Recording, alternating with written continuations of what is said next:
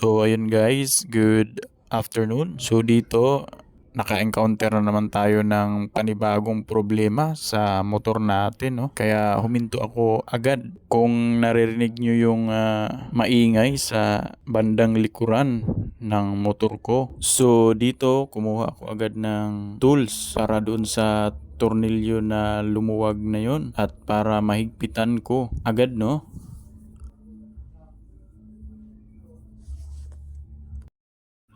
So ayan, sisimulan ko ng higpitan yung mga tornilyo. So dito, nagulat ako, no, kasi lahat pala na tornilyo nga nakakabit dito sa sprocket na to ay maluwag na. Buti na lang napansin natin agad, no, kasi kung hindi natin napansin, malaking problema talaga ang mangyayari. Kaya sa kapwa kong motorista, no, o mga rider, ugaliin yung i-check yung mga tornilyo ng mga motor natin para maiwasan yung aberya sa daan.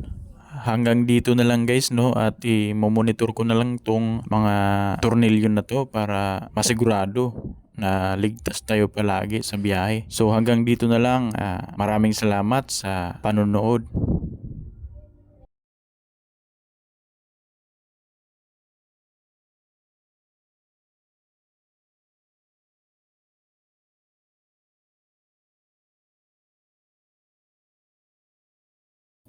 So hanggang dito na lang, at kung bago ka pa sa channel ko, pwedeng pa-subscribe at pa-hit yung notification bell para ma-notify ka sa mga bago kong i-upload na video.